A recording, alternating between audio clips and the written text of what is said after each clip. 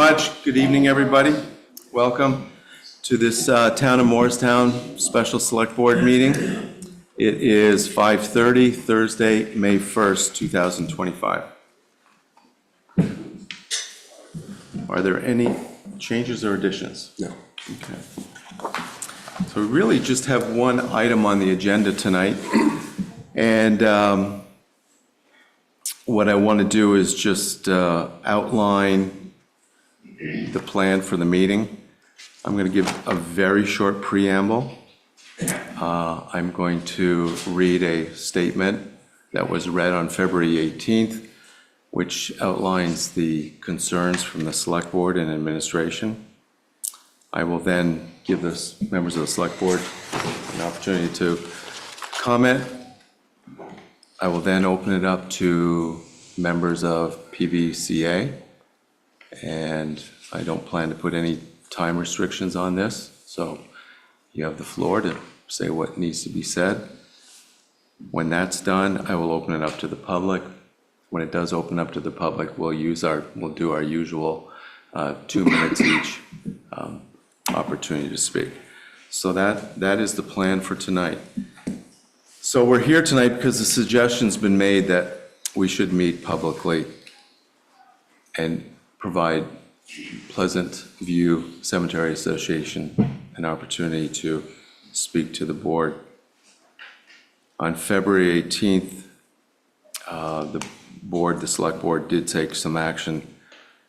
And so now, since then, it's been decided that we need to continue that conversation. So that's what we're going to do tonight. I believe it was February 18th. But February 18th. yeah. So the statement that I wanted to read, which was read on February 18th as well, goes, on town meeting day, March 6, 2001, the town voted to take its burial ground, quote, take its burial ground out of the charge of the Town Board of Cemetery Commissioners, place the same under the charge of the Select Board, and authorize the Select Board to delegate appropriate duties and tasks to third parties, unquote.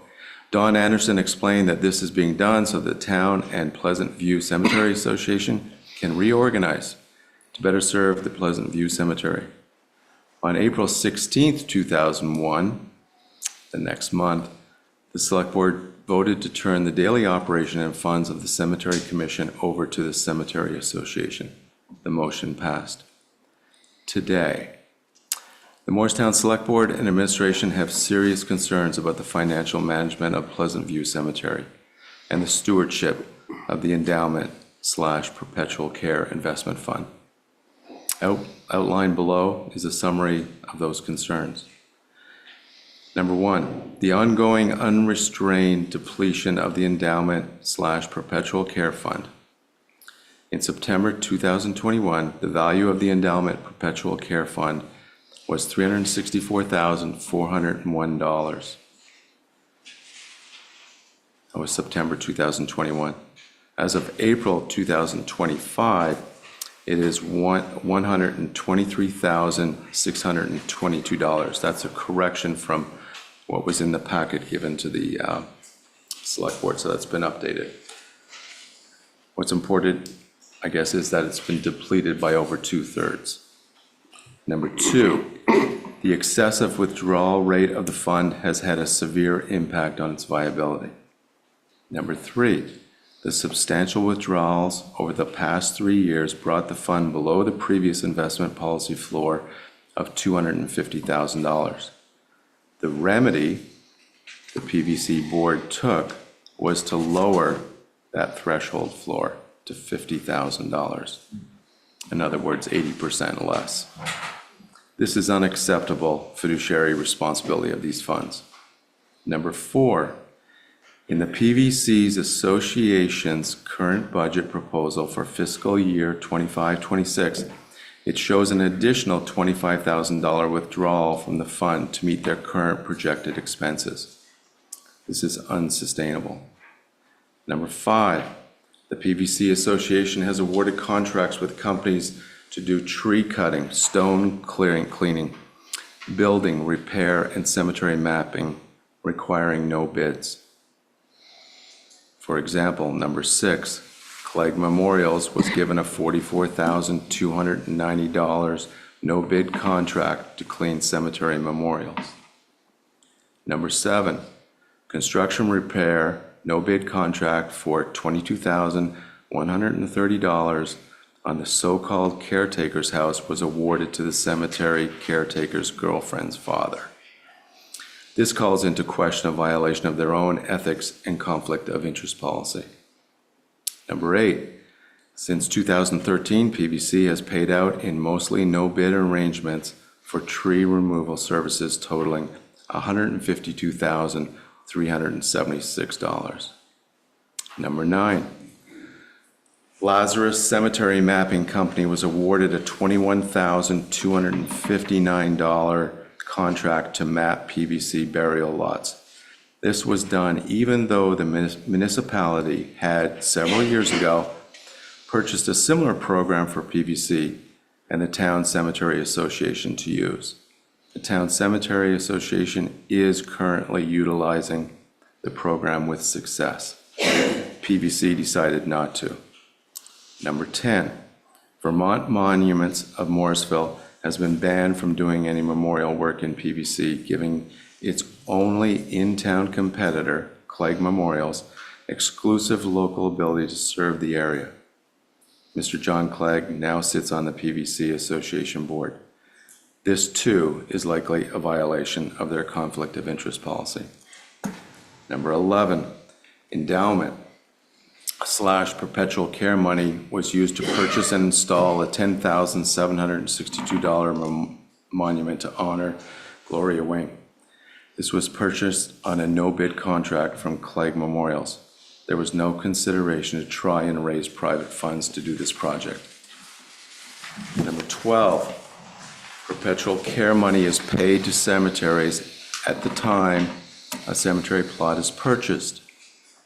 It is to assure the plot owner that mowing and trimming is done in perpetuity.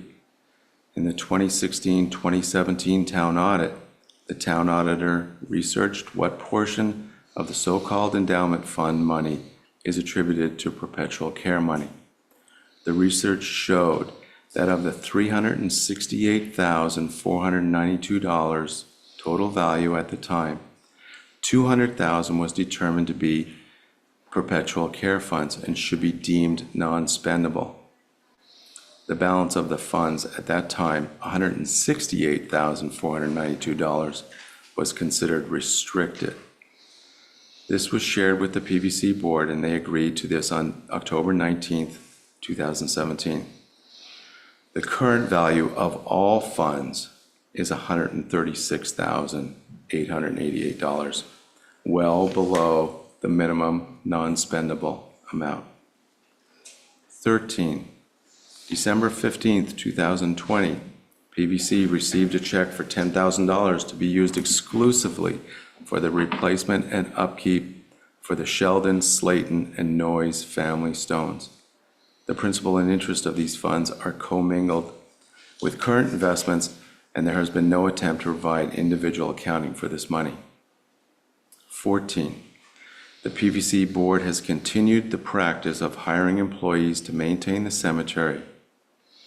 This practice mandates workers' compensation coverage, FICA payroll taxes, state and federal unemployment taxes. One employee annually collects unemployment. PVC provides all equipment, fuel, equipment repairs, and miscellaneous supplies. The proposed budget for fiscal year 25-26 for payroll and related employment expenses is $33,650.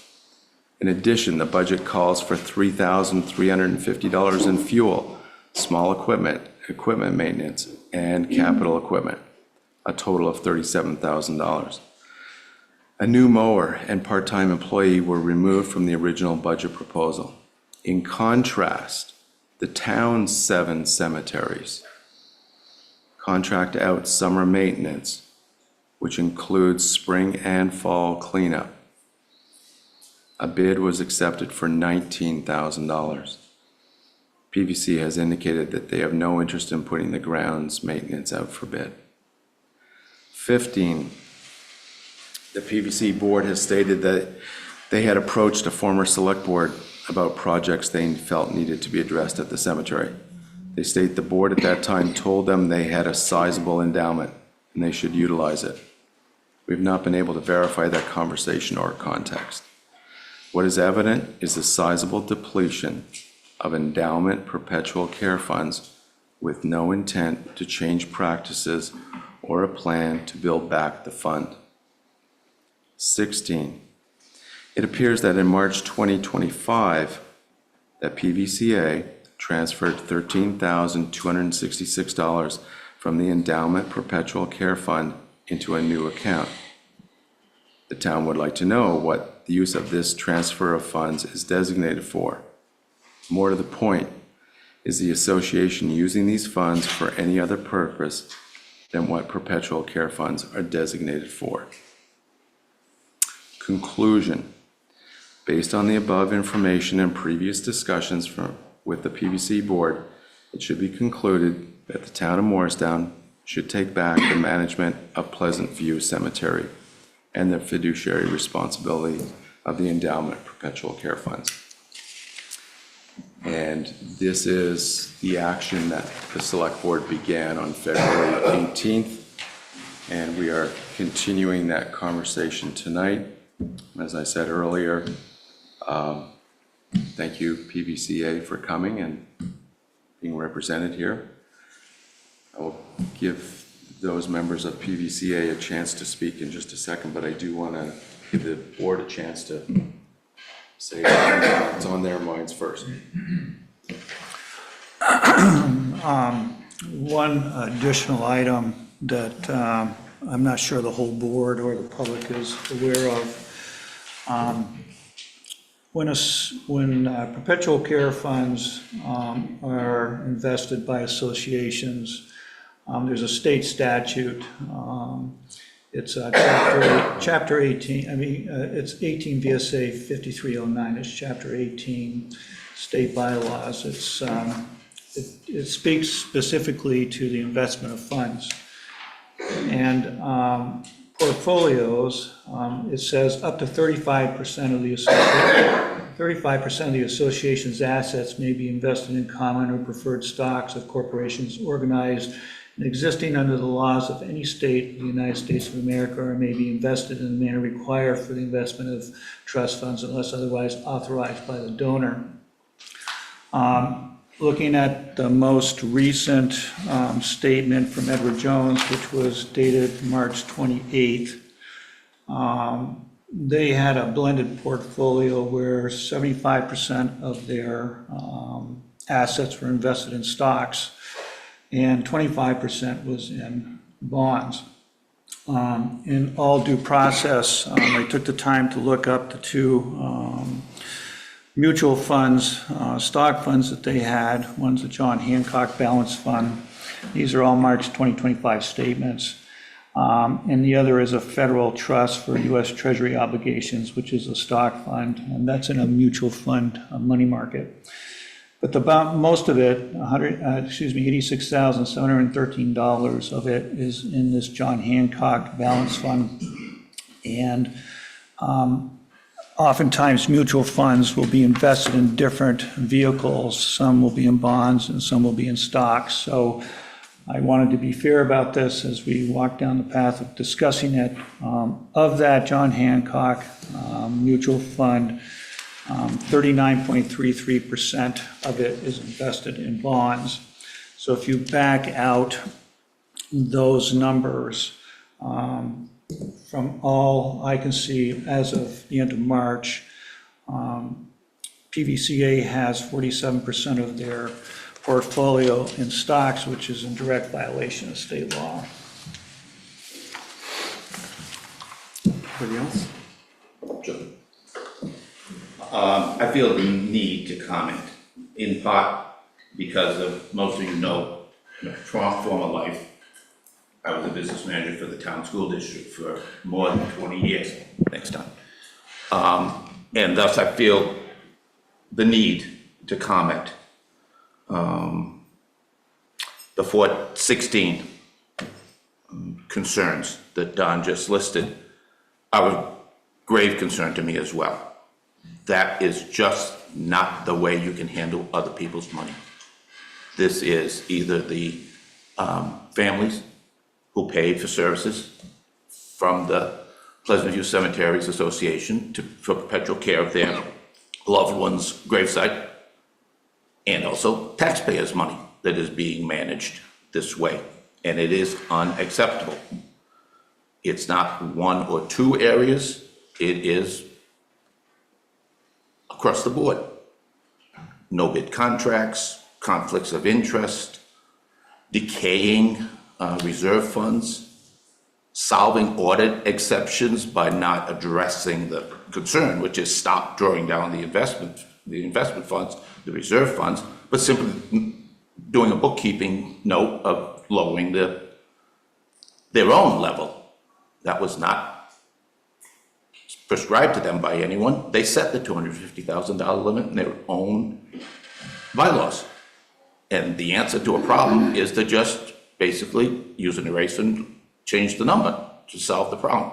That doesn't solve the problem. And it continues. If this is allowed to continue for several more years, the PVCA will be broke. And there's a simple answer to who bears the burden on that. Town taxpayers. They don't have any other money if they continue drawing it down the way they're doing. I know that the people who serve on the PVCA are good people. I know they're trying to do their best. They're volunteers. That's all true. In the end, you can't run an operation, a business, or take care of taxpayers' money, use the terms you want, and people who have paid you for a service in this manner. It's inappropriate. And I fully agree with the position the board has taken, that it cannot continue, or will, not too long in the future, be coming to the taxpayers for financial support to keep the Pleasant View Cemetery in an appropriate condition. I don't believe the taxpayers of this community deserve that, but that's where we're going to be if we don't take an action. Thank you. Yes. I just want to say, first of all, I want to thank all of the board, because I think your hearts are in the right place. I think you've done an amazing amount of work. I will say, you're not the only organization that we have run into problems with, hence is why I was pushing for a town manager, because the numbers have gotten so big. I am sorry that this has taken on a rather hostile takeover tone. It certainly was never my intention. That being said, however, we have to get things in line going forward. I know there was absolutely no malicious intent, but there has to be some oversight, and I personally have hoped that we could keep the board in place, and that you would work with us. But again, we've got to clean this up, and get some formal processes going forward. So I just want you to know that from me. Again, I appreciate, and I hope that we can work together and it doesn't become continue on a hostile note. But I will support that changes have got to be made going forward. Thank you, Laura. Thank you, George, as well. I feel like the board has done a really good job maintaining the cemetery, and I've been in the spots working on a project and trying to maintain a budget, and it's something that unfortunately hasn't happened at Pleasant View, and I know it's always a struggle to try to do what's right and to try to stay under budget. And we're in an unfortunate position right now with the board, and it's miserable. I don't like it. I don't like either side of this, to be honest. We're all in a bad spot. Thank you. Anything else?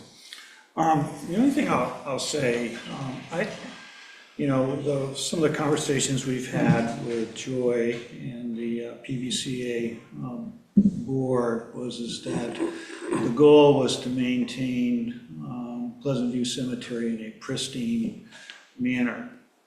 And I think that if you put it in relative context, I don't think there's a person sitting at this table or in the audience on Zoom or whoever will read about this in the News and Citizen Front Porch Forum would look to, deplete their retirement fund to maintain their property in pristine condition. These folks that reside up in Pleasant View Cemetery paid into this perpetual care fund as essentially the retirement fund for long-term care for the dead. And, looking at the accelerated depletion of these funds, as George said, it's just completely unsustainable. And I think we either put the brakes on it now and try to work out some sort of equitable solution with PVCA. So we're not looking to dissolve the association. The association will continue. They're a 501c3 private organization, corporation, but the management of funds and the cemetery needs to move in a different direction. Thank you, Chris. Any other? So at this point, I'd like to open the floor to Pleasant View Cemetery Association. I recognize some of the members here, and there is a microphone up at the front. I just ask you to, those of you that are members of the association that are about to speak, if you could just identify yourselves, please. So my name is Joy Marshall, and I've served as the president of Pleasant View Cemetery Association for almost 25 years. I want to introduce the other members. Connie DeMars is our secretary-treasurer. Nancy Stewart is our vice president, and John Clegg is a member at large. I had prepared a short presentation for this evening, but I'm going to ask the public to bear with me for a minute because I feel like I need to address the fund up. We were at over 400,000. Gloria and I liked seeing it grow. What we should have been doing was taking care of some of the issues at the cemetery. And when I met with the select board, we owned that. The amounts that have been spent recently, we had the money and we decided we would clean the stones in the old part. Hadn't been done since Gloria and I had been on the board, so that's 2001. And we had an estimate and Clegg's came in under their estimate. Then we found out we needed a new roof on the building. When the roof was replaced, there was more damage than anticipated. We thought we needed a new lock set on the vault, but we needed a new door. We needed a new garage door on the building. So there were expenses that came up that we hadn't anticipated.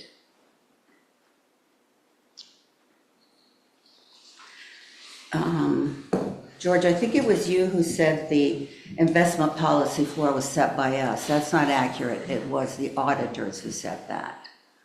Did you change your bylaws? No.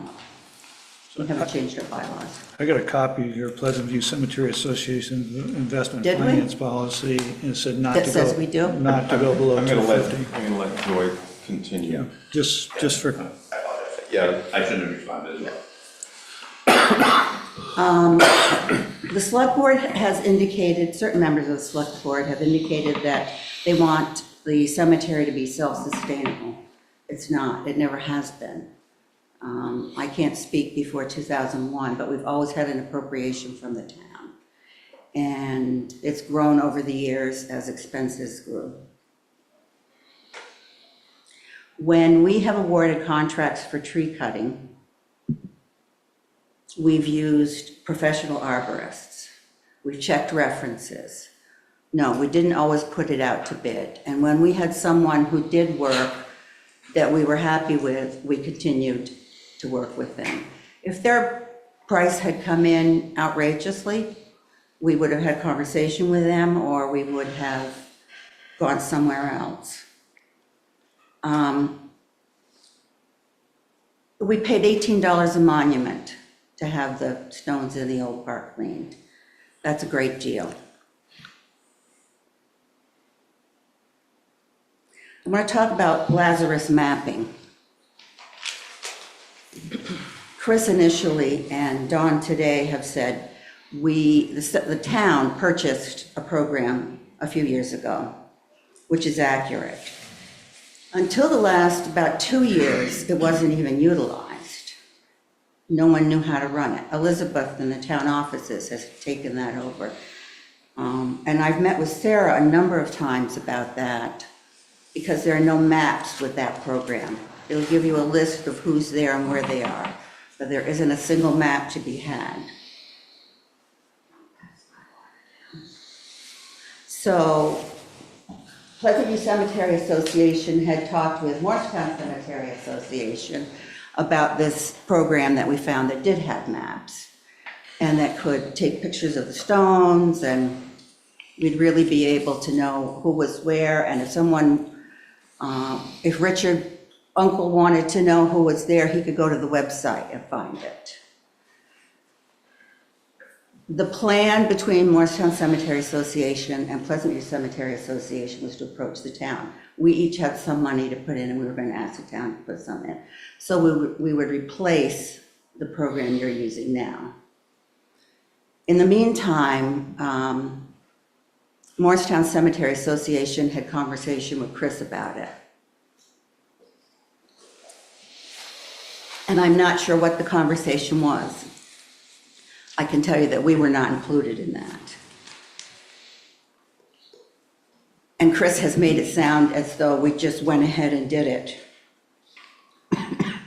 Chris has said that the program we have is working. It only works to a certain point, because without those maps, you have all these scattered pieces of paper everywhere, and that's all you have.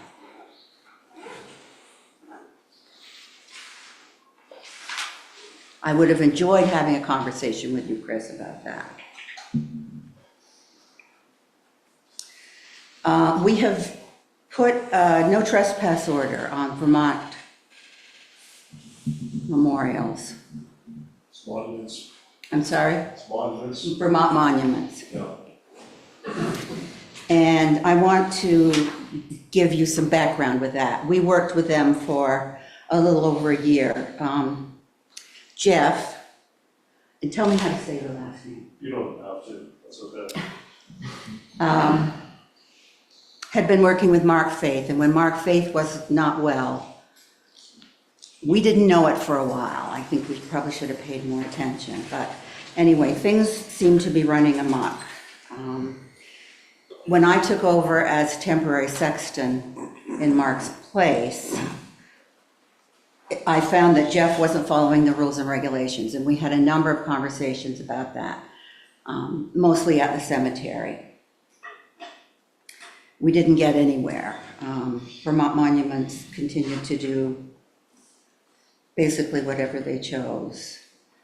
I want to tell you just a few of the things that we've run into with them, so that you know we're not just being meanies. I'm not going to give you names, just going to give you initials.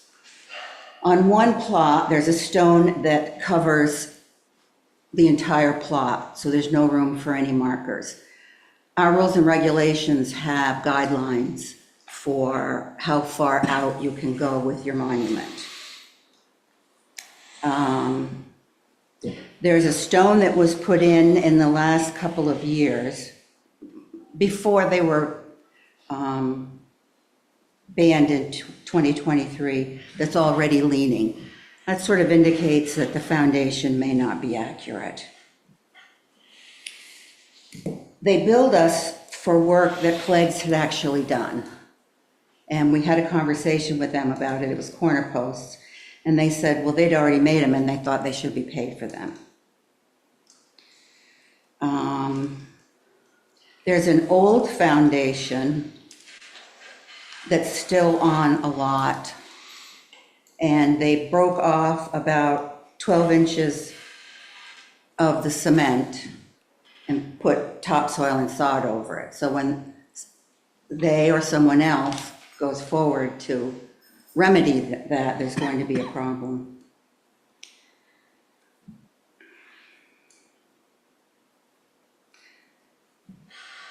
There's one lot where the headstone was moved. I actually met with Jeff up there. The headstone was moved twice.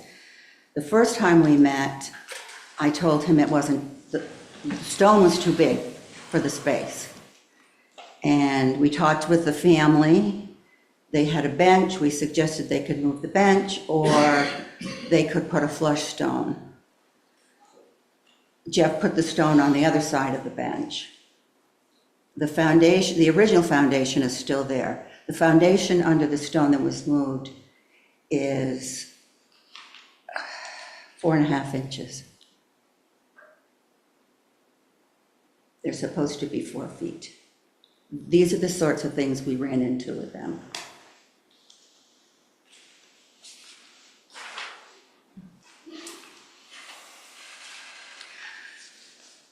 We had advised you, you're asking about 13,000 and change.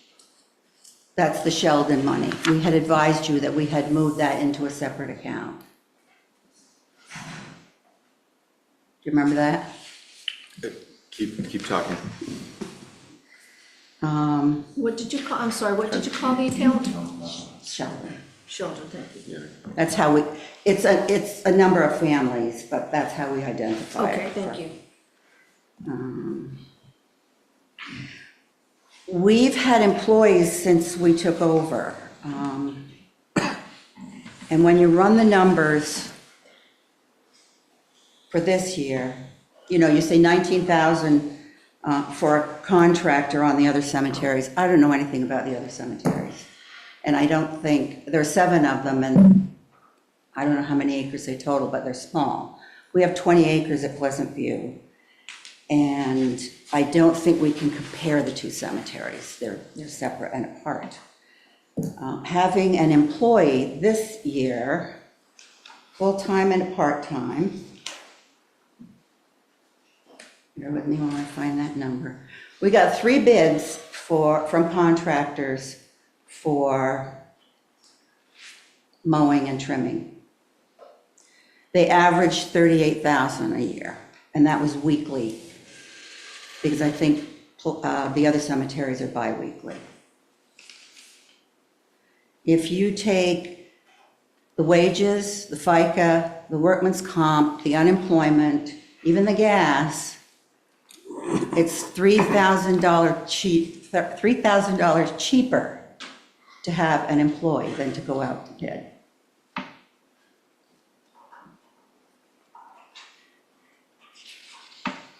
Our original budget, we requested an increase. And the town manager let us know that wasn't going to be considered, so we pared things down. If we had been given the request, we wouldn't have had to dip into the funds. We've grown the funds before, and we can do it again. And I think that's the highlights of what you talked about. Now, I want to read you what I prepared for the evening.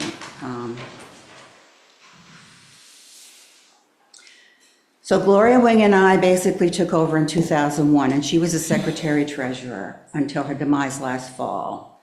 She spent hours and hours dedicated to Pleasant View Cemetery since 1976. That's 48 years of service, just the Pleasant View Cemetery. There's been discussion that having John on our board is a conflict of interest. John came on the board at my request. We needed more people, and he knows a lot about the cemetery. Any actions that the board takes that have to do with plaques and memorials, John recuses himself, and our minutes reflect that. As you stated, Pleasant View Cemetery is a nonprofit, separate and apart from the municipality. In other words, PVCA is not operated or owned by the select board or the town. As previously said, we've overseen the cemetery for almost 25 years and never had an issue with the select board. In fact, we've been praised and thanked for our efforts. In recent months, we've been accused by the current select board of ignoring our fiduciary responsibility, unethical behavior, and even of lying. This is a volunteer board operating without compensation. Each member has a keen interest with family and friends interred at Pleasant View Cemetery. Maintaining a cemetery is a larger task than you might think. We've spent many, many hours making sure things run smoothly. We're fortunate to have an excellent employee who takes great pride in his work and how the cemetery presents. Anyone who has been there or driven by can see that. He's been with us for 10 years, often working more hours than he's been paid to be certain the grounds look their best. And as previously said, we've shown the select board that it's cheaper to have the employees than to contract it out. There's been a lot of concern over trees. And I'm happy to have an opportunity to address that. Morristown owns the sacred land on which Pleasant View Cemetery was built. The select board has criticized the association for amounts of funds expended on tree care and removal. It's really hard to see trees taken down, but it's important to keep them thinned out and keep the healthy ones pruned. We had a lot of sumac and a lot of poplar. We took those out. We've left the maples, we've left the oaks, we left the stumps of the big pines on Washington Highway to ensure the integrity of that slope. Dead and diseased trees can cause a lot of expensive problems, and we've made sure to hire experienced arborists. As a cost-saving measure, we contacted Morrisville Water and Light and asked for their assistance, but they refused. And technically, we think the town should cover tree expense since they own the property. Since 2001, all income and expenses have been processed through the town offices. The select board had full access to all of our accounts. We don't have any secrets, and we would have welcomed some interest. None of the select board members have people interred at Pleasant View. And other than Chris, I don't think any of the select board members have visited the grounds. And they continue to call it Pleasant Valley Cemetery. The select board's attitude toward maintenance of the cemetery seems rather cavalier. At one point, George shrugged his shoulders and said, maybe it won't look as good as it has. In December, as I said earlier, we met with Brent and Chris to go over the budget. George was supposed to be there, but he was a no-show. And Brent made it clear we would not be approved for what we were asking for. So we presented a new budget to the select board, and we heard nothing back after submitting the revised budget. However, the voters did approve our appropriation request at town meeting. In February, we were called into executive session. Connie and I attended. The tone of the meeting on the part of the select board was adversarial from the beginning and only got worse. We were belittled, badgered, and bullied. We had answers for their questions, but they weren't the answers they wanted to hear. At no time has the select board asked or suggested that we might work together until Laura just did. 2 weeks later, we were called back for executive session. Both of these executive sessions were illegal because board members are not staff of the municipality. Should have been done in open meeting. This time, the full board attended. All the questions asked in the first session were the same in the second session, and the answers were the same.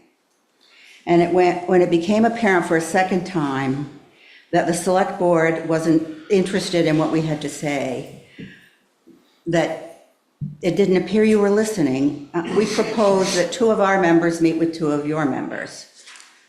That was declined. At a later date, I talked to Dawn and said, why don't the 2 of us sit down? Again, declined. These were not decision-making meetings that we were proposing, but an opportunity and a hope to find a way that we could work in harmony. The select board, and my thing says March 18th, so maybe it was February 17th, planned yet another executive session with no notice to the association. Chris read the original diatribe in open meeting, again, with no notice to the association.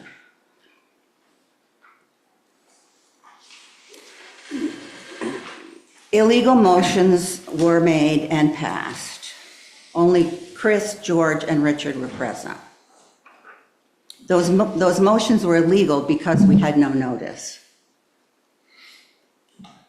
In a good faith effort to appease the select board, the association has offered to put projects out to bid, work toward increasing our endowment, as we've done in the past, hire a company for grounds maintenance within the next couple of years, and even meet biannually with select board representatives.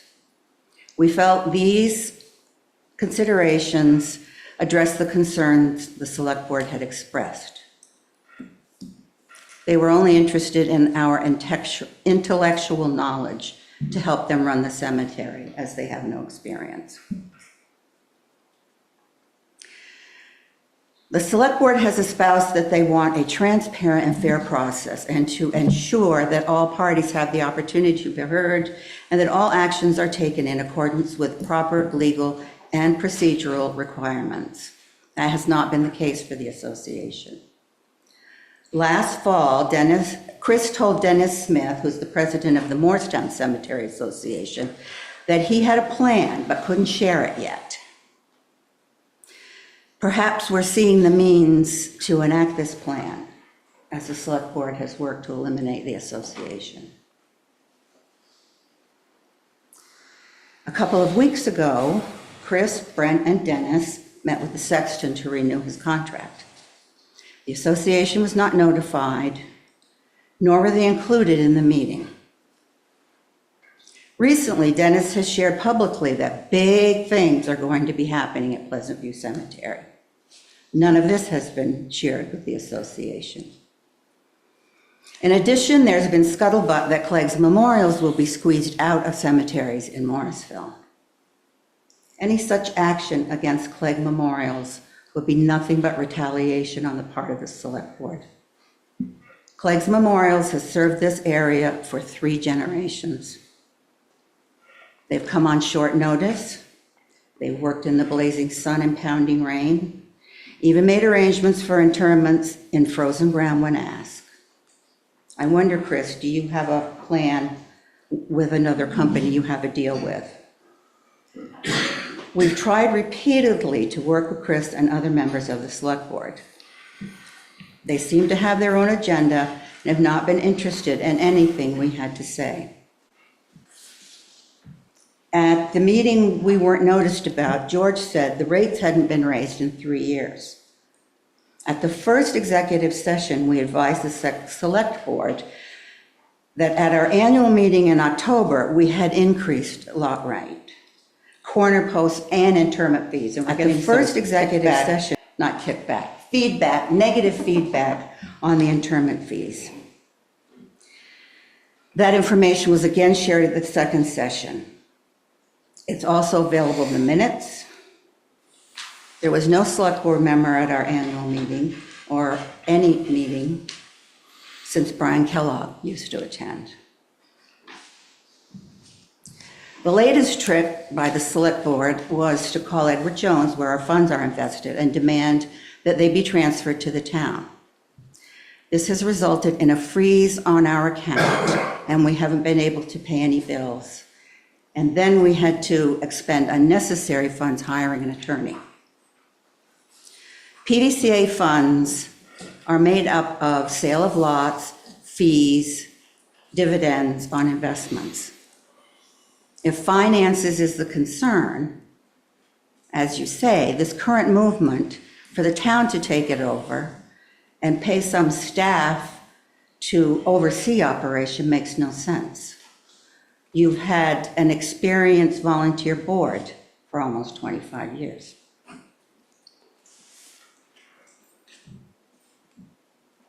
If the public has specific questions, we'd be happy to address them.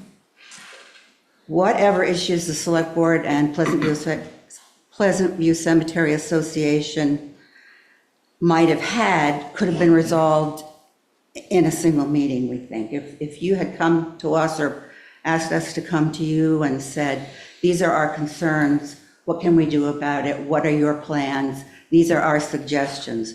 It was not, they were not that sort of meeting. The Select Board is fluid, but Pleasant View Cemetery Association isn't going anywhere.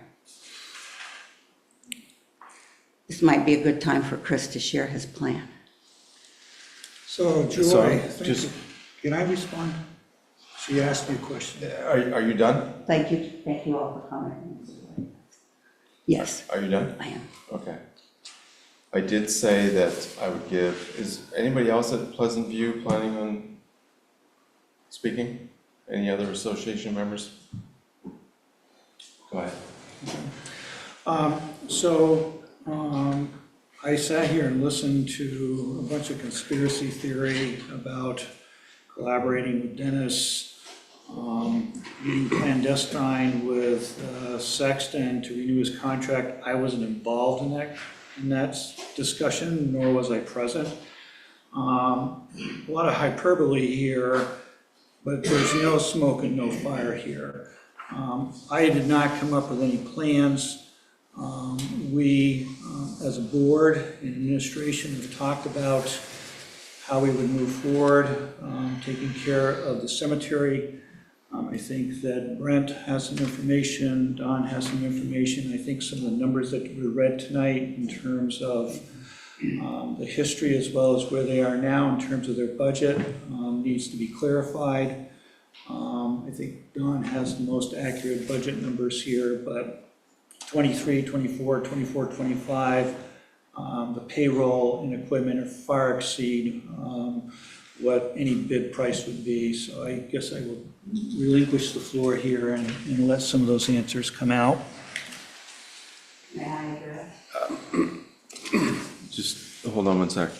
I would compare to the bid that we received, so. Tina, would you mind clarifying? If you look at the budget year that we're in now, 24-25, the budget for wages and everything associated with it, meaning unemployment, FICA, workers' comp, all that, is $62,000. For the year that we're going to be going into, fiscal year 25-26, that same scenario is $51,700. And that can be verified in the town report, because I got this information right from there. So at the request of the select board, you told the administration to go out, get bids.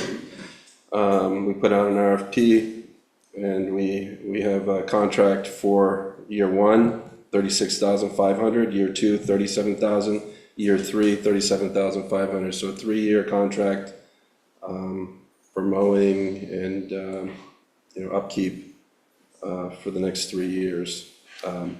So I'm sorry, Brent, that was 36 year one, 37 year two, did you say? So year one would be this year, $36,500. Yep. Next fiscal year, $37,000, and then the third fiscal year, $37,500.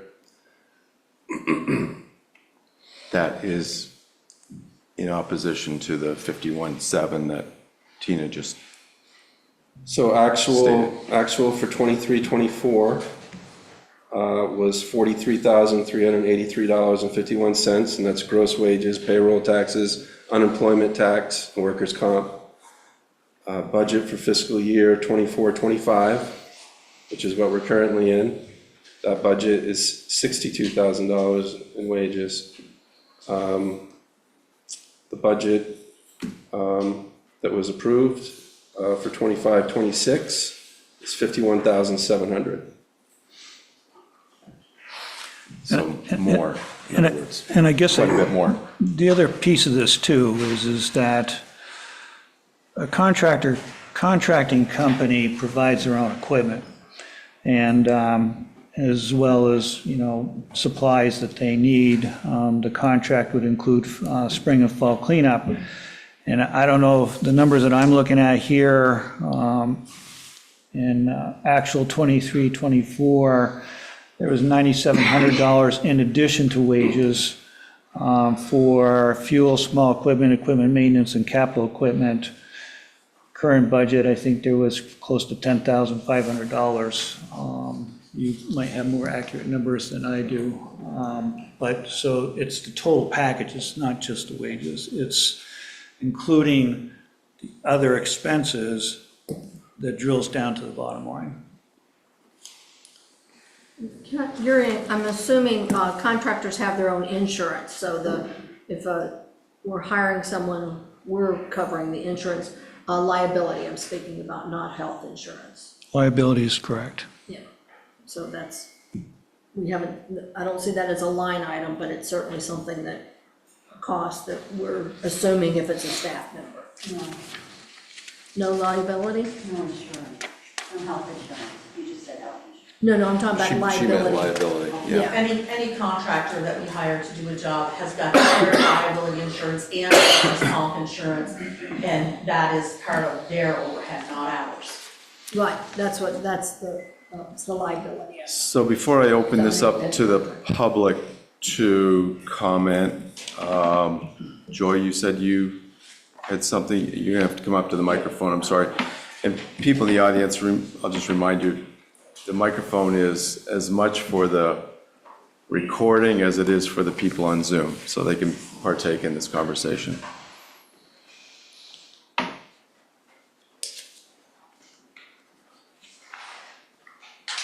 I'm wondering if you are not looking at the revised budget. The total revised budget was $60,000.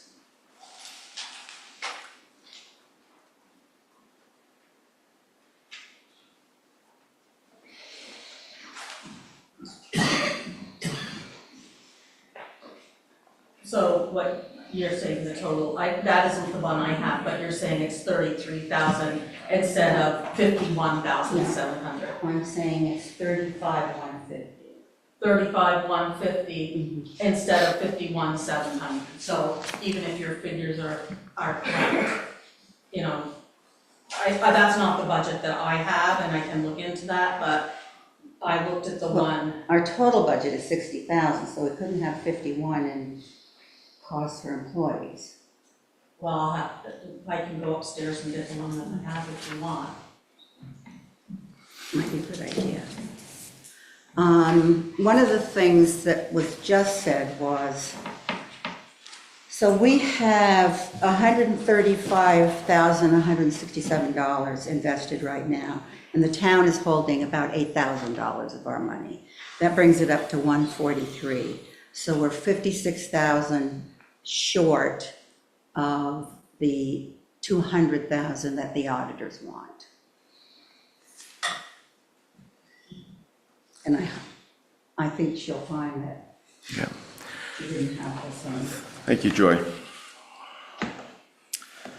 Okay, I'm going to open it up to the public, and I'm going to remind people they have 2 minutes to speak.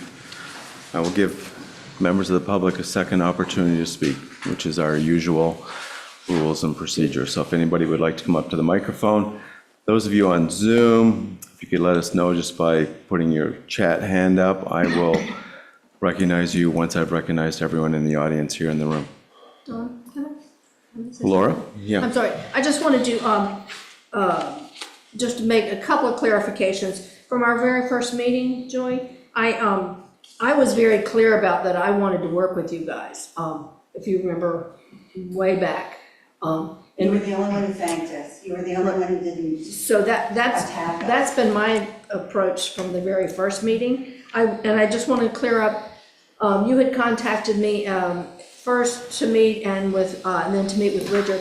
I would love to have met with you, but just as a standard open meeting, that once decisions have gone to a board, ethically, you can't have individual members meeting. That's almost a mediation, and that's an unfortunate thing. I mean, our chair is kind of the spokesperson, so I actually went to them and said, I'm happy to meet with you, but, you know, they weren't comfortable with it, so it really is more of a procedural, and that's just part of a whole government thing, which is unfortunate. We tried. Yeah, and I agree, and I'm sorry, but if you have everybody going individually after you've had everybody meeting, to start pulling different members just can That's what become. we asked for, Laura. We wanted So I'm to- just, Yeah, rather, just wanna a be back clear. and forth is not going to work. I just want to say thank you, Laura, for those comments, and, you know, I wasn't going to get into this, but, you know, we've had several conversations. I've had several conversations with the president of PVCA about reaching out and trying to work together. And we've had multiple meetings scheduled here, but the response was we couldn't get the entire association together, so we haven't had those meetings. Laura, you're correct. We took action. Once we took action back in February, we agreed as a board that any kind of small group conversation was really not appropriate at that point. But we had had meetings before that. The notion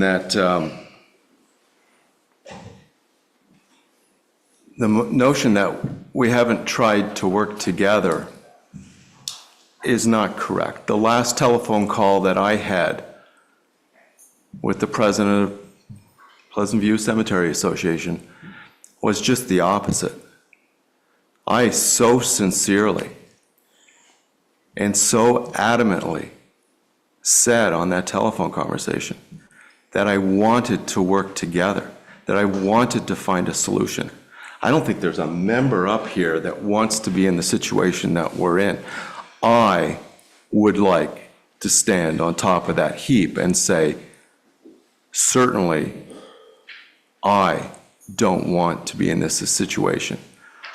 We have reached out on multiple occasions to try and find a solution. And for it to be said, otherwise, it's just not correct. I'm sorry, one second. And so we have talked about working together. Tonight is not the first time that's come up. It's come up in multiple conversations in the past. That is- We declined meetings of, as Laura said, a minority of the board. But we have had, we had one last week that was scheduled that I had to cancel the day of because I was told that Pleasant View Cemetery Association couldn't attend. There have been others as well. So I just want to state that, at least in that regard, I would disagree with what has been offered tonight. I'm sorry, I didn't want to have to say that, but it's come out in the conversation, so it's been said. Go ahead.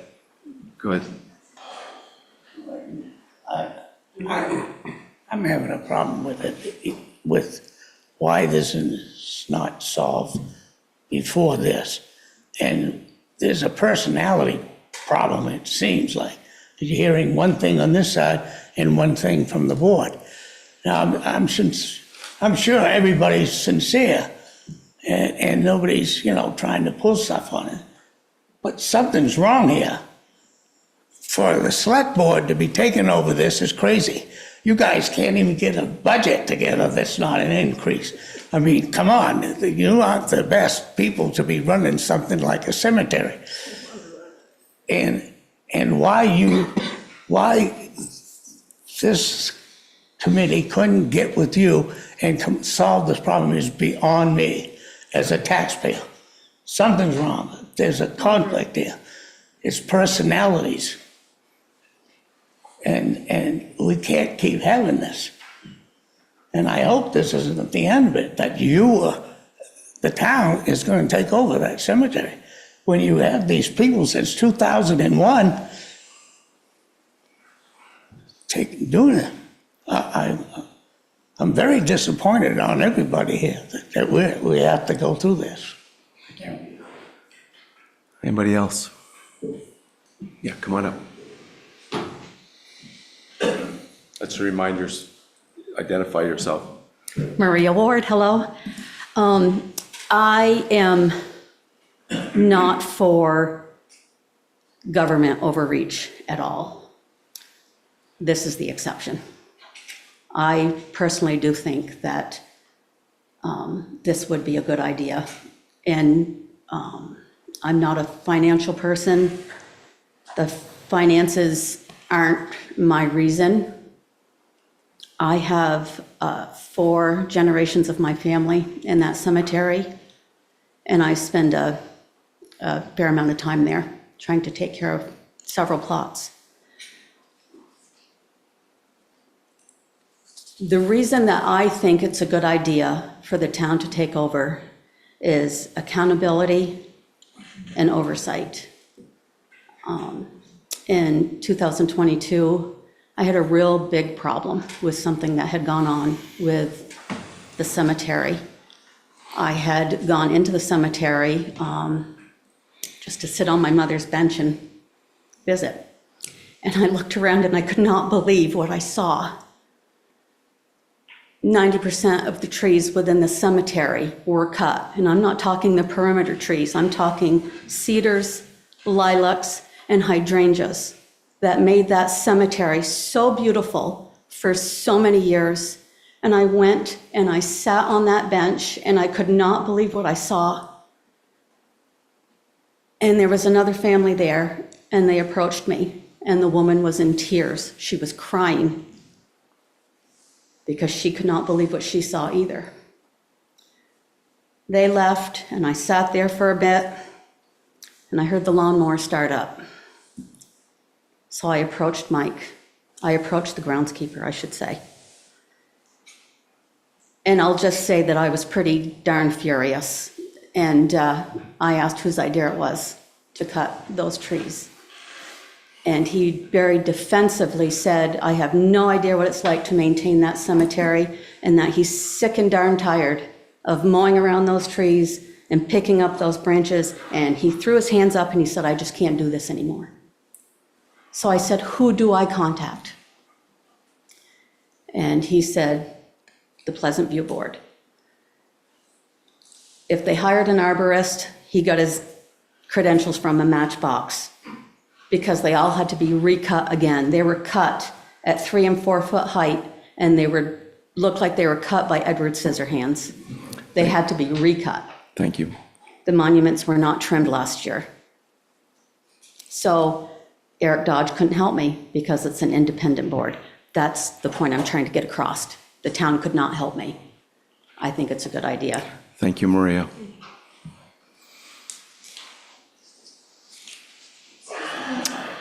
Anybody else?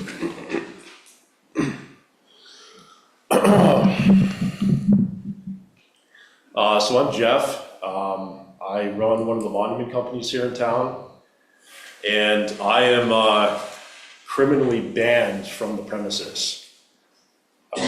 This is a cemetery that, on paper, my family has had a history of working in since the mid-'80s. I know I might be perceived as kind of the new guy on the block, but we've been around here for quite a while.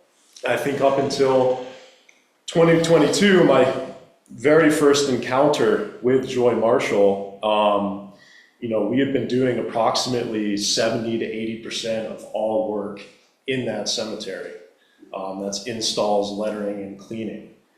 You know, we have a lot of families here in the area that we work with. You know, previously it was Herman Feiss. Then next up, I believe, was Mark Faith, all of which we worked in full compliance with. Of course, there is no permit process with Pleasant View, so there is no paper trail for any of the work being done in here. And there's an open set of rules and regulations where basically this association is given the final word on anything that goes on here. So there is no set procedure. They basically get to make up the rules as they go. And because of that, and a convenient revision to these regulations, I believe in October of '23, you know, all work previously that they were trying to throw the book on me about was now in compliance, if you see what I mean. And I think we have to call this what this is, and it's a shame. And then to know that there's financial mismanagement going on here, I mean, I'm at a loss for words, really. And I haven't had a second to talk with the town or anyone about this, and as far as I know, everyone's just kind of turned the other way. But,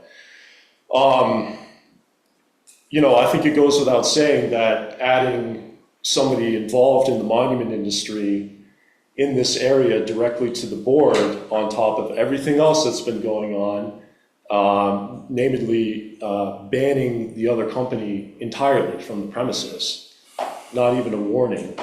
You know, again, this is a person I've only had one conversation with. I don't know, Joy, wherever you are. I can't recognize you at all. I've only talked to her once. We had one meeting there. We marked out lots. Turns out one of those lots was incorrect, you know, which is where this whole fiasco came from. And because of that, it's been an entire calamity. I mean, Thank you, Jeff. I think the town needs some perspective here. This is a shame, and people look down on this. Thank you, Jeff. Yeah. Thank you very much.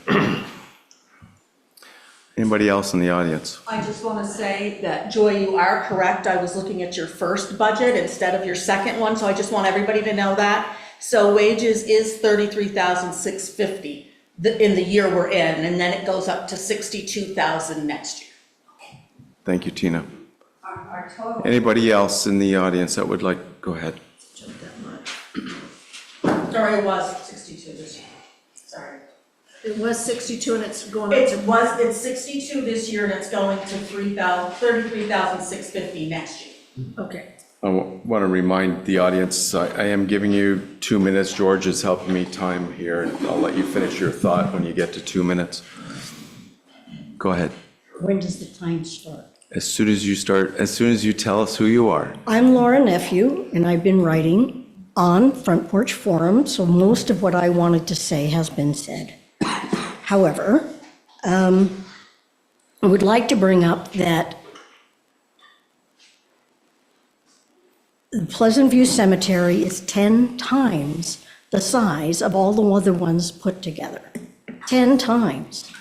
And I had to estimate that because you cannot figure out how big cemeteries are unless you could spend time in the town clerk's office getting it figured out. But if you take the number of plots and you multiply that by 48 square feet and you divide that by 43,000 per acre, you get 2.5 acres as an estimate.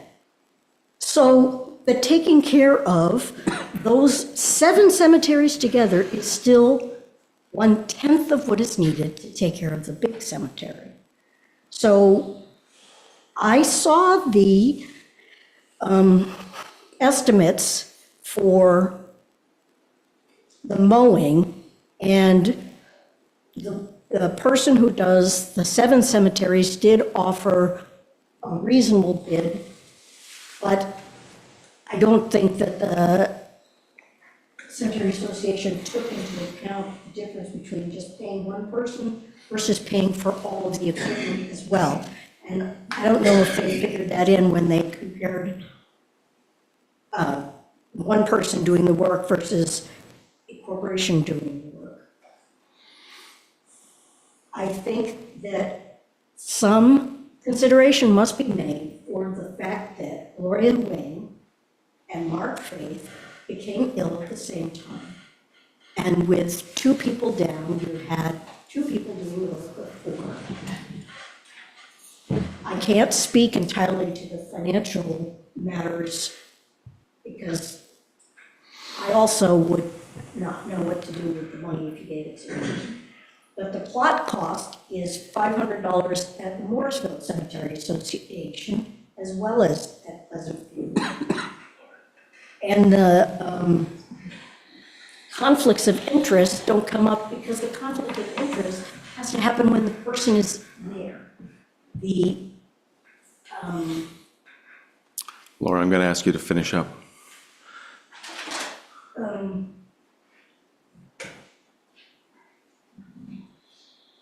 I'll just I remind, want to seek a solution between what's going on over here with people who are grieving for the loss of their companion, and the idea that perhaps a secondary working group could be put together to make it less hostile. But to also remember that these people have been working for you guys, for the cemetery, unpaid and devoted for 25 years. So jumping on them for 2 years' worth of work when there were exceptional circumstances like the roof caving in and the vault door breaking, those are not an every year expense. thank you, Laura. Anybody else in the audience? Come on up.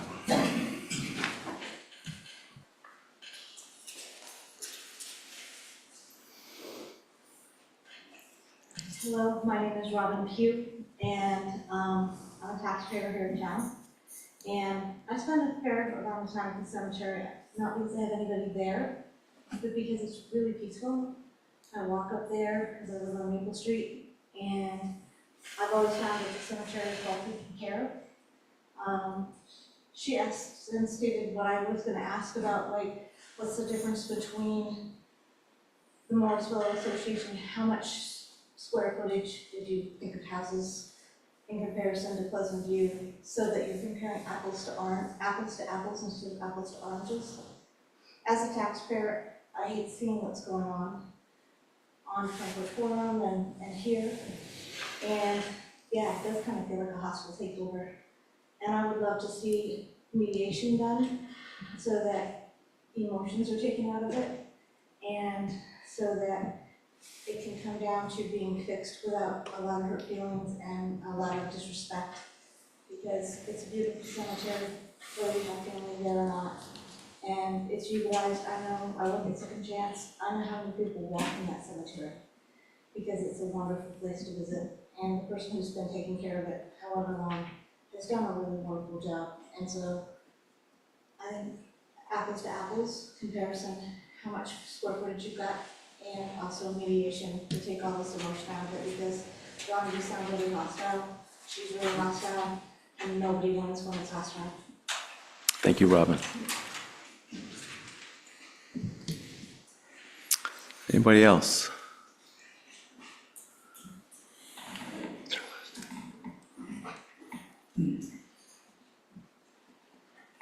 Herman Feast, and I'm a taxpayer here in town.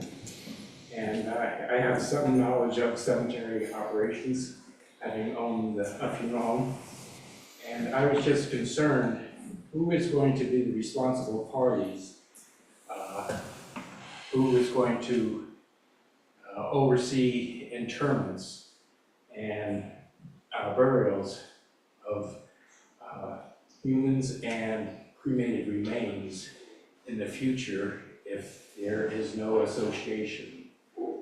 With my past experience, it was always the funeral home who was going to be the interrer of the remains that were going to be placed in the cemetery, and the person who was going to be opening the grave.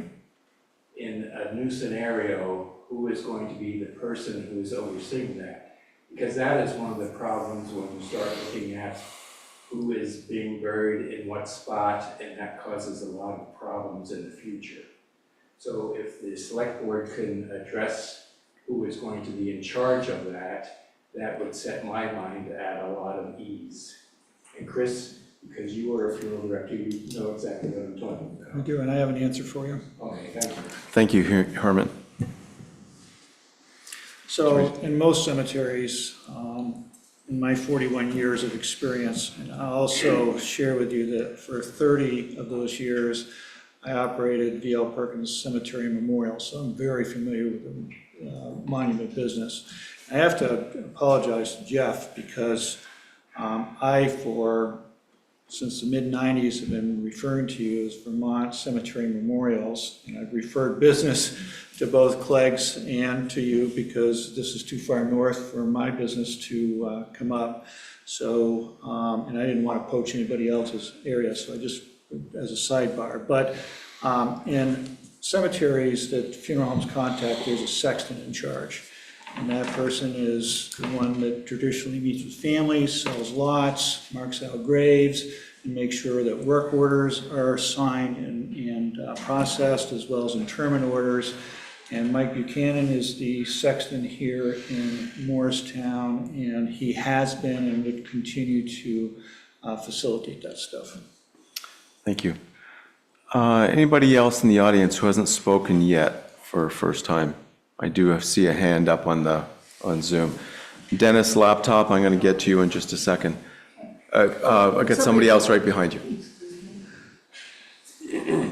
Dorothy Reeve. My dad was on the cemetery commission when they started removing trees in the cemetery. Uproar in the community big time. But the reason that they were doing the removals was because it was disrupting not only stones, but the graves. So they were being good stewards of who was buried there. And it was a difficult decision, but they made it with the understanding that it was going to preserve what was there. And that was important to them. And I think that's been important to the committee that has been overseeing this work now. And I think we need to step back and realize these are people in our community who are volunteering. They aren't getting paid. They're volunteering to preserve what they think this community deserves. And I think we owe them a thank you. Not just criticism, but thank you. Thanks, Todd. I've heard some words tonight that are very touching, and one of them, the first word was sacred ground. The second word was sexton, meaning like we have a guardian of the sacred ground. That's the basis. You have to keep, that's the first line of all this. The other part, it seems like this mapping thing is probably pretty integral to find out who's where and where they are, and because that's not for here and now, but it's down the road. That's something that really needs to be done. The other thing is just to, I'm retired, okay, and I used to have a life, but I'm retired, and I used to have a professional life. But I think to respect the fact of volunteers is really important. All of these people have a different life, a business life, before they became volunteers. And sometimes people look at them as, oh, they're just volunteers. They're way more than that. They managed this all along. So I don't think this is a personality thing. I just think it's a communication thing with losing integral people, Ms. Wing, and then Mr. Faith, and then having these things come up with this fellow's, even the word criminally is. It's true. I will be arrested if I said that. I know, but that's like, that doesn't belong in this community. I think you have to kind of, but I just go back to, this is like a sacred, hallowed sacred place. You want to go there and sit and be beautiful and don't have somebody cut the trees because it's a pain in the neck to mow around them. And you want a lot of spot and green space and, but also I just think, take advantage of the history here of the people and the brains of the volunteers too. because it's really important. If you don't have volunteers in the community, it's a lot of stuff that's not gonna get done. Thank you. Thank you, Mary Lou. Anybody else in the audience? Dennis, laptop. Yeah, I just wanted to be sure. Can you identify yourself, please? Dennis Smith, President, MCA. Thank you. I believe someone was doing some comparison of the size of the cemeteries. Just recently, we did some figuring, and I believe Pleasant View is 20 acres, and the 7 small cemeteries combined are like 13.7 acres. So I'm not sure what the 100% or whatever was being talked about. Actually, we're comparing 20 acres to 13.7 acres. Thank you. Thank you, Dennis. And to add some context to that, the acreage was determined by tax maps. That's in the town clerk's office. Okay, great. Thank you.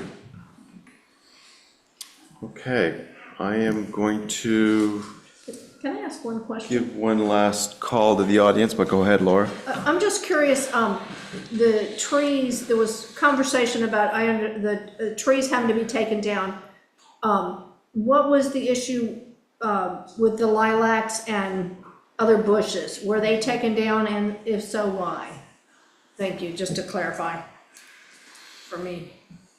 Since 2017, we had put in our annual report asking people to remove their trees and bushes because they were encroaching on other lots, and as Dot said, sometimes on underneath the lots. So these were ones that people had put in personally, these were not cemetery? That's one. Okay.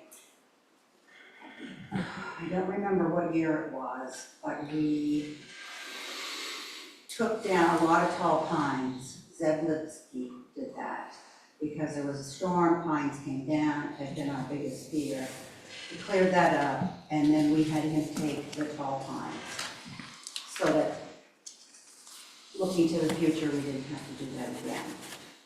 We did, back to the lot trees and bushes, we did put that in the paper before we did it. We had one lot owner who took their tall cedars down. Cedars, the lilacs are beautiful, but they're intrusive. They've covered stones before. When you're trying to see who's where, you gotta dig through. Also, there were a lot of poplars and sumacs on Washington Highway where we cleared that. They're no good. And so we have maples and oaks there now.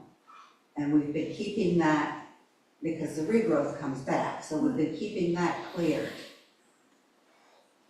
Are people allowed to plant lilacs and bushes now? No, and they haven't been since you were on. It's in the bylaw. Okay, just It's in the, curious. it's in the rules and regulations. Okay, thank you.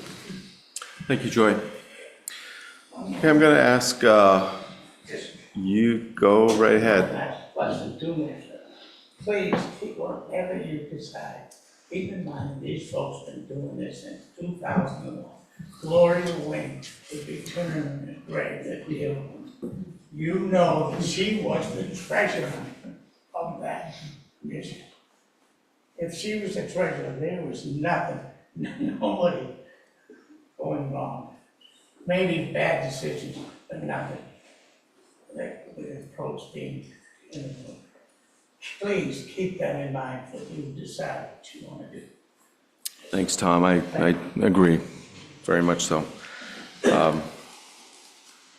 Yes, I mean, I certainly understand the notion of volunteerism myself, and we all appreciate the efforts of the association and the time that the members have put in. So I thank you for that. What's the will of the board?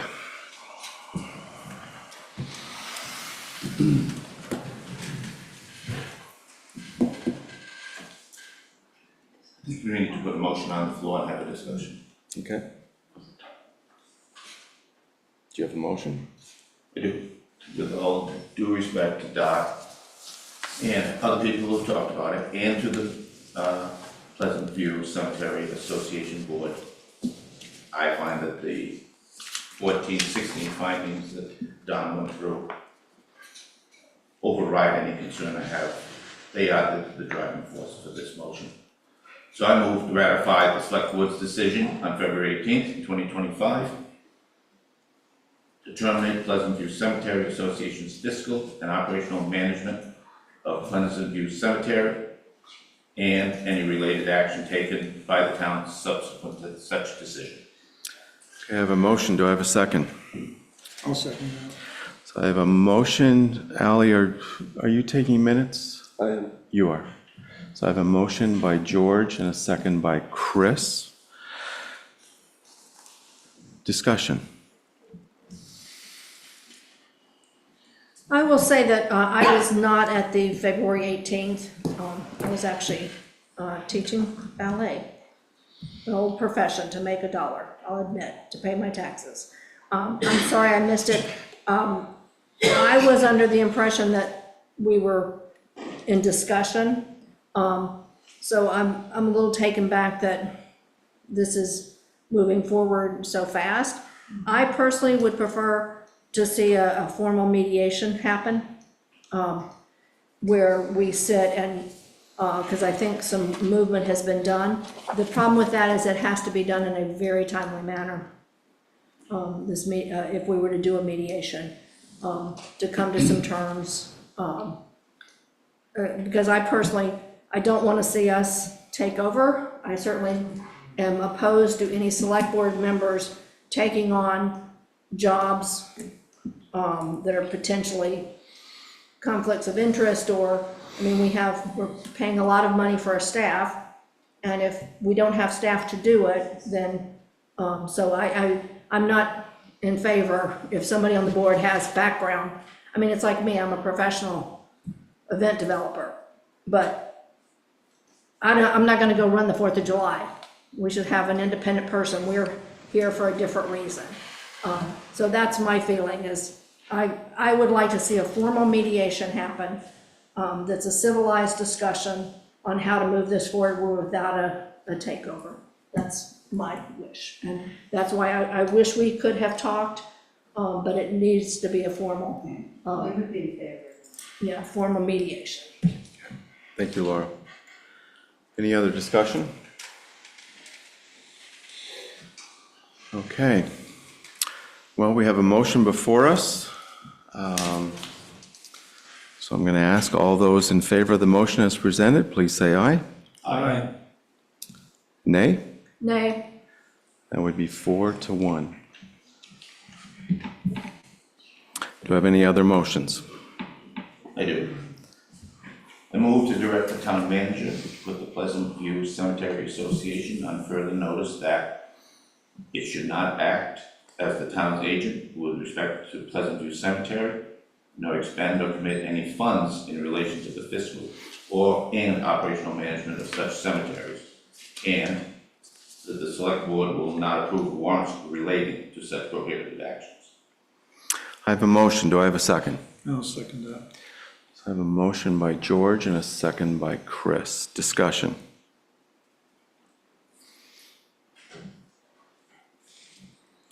Okay, hearing none. All those in favor of the motion as presented, please say aye. Aye. Aye.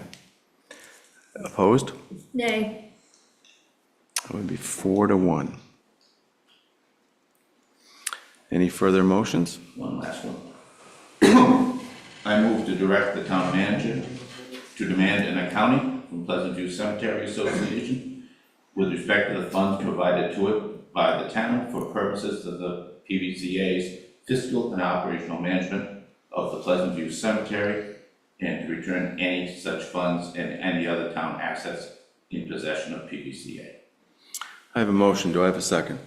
I'll second that. So I have a motion by George, second by Chris. Discussion. Hearing none. All those in favor of the motion as presented, please say aye. Aye. Opposed? Nay. That would be 4-1. That concludes new business. I would entertain a motion to adjourn. So moved. I have a motion, I have a second. Second. It is 7:03. We have a motion to adjourn by Chris and a second by George. Discussion? All those in favor, please say aye. Aye. Opposed? That would be unanimous, 5-0. Thank you very much, folks. Thank you for coming.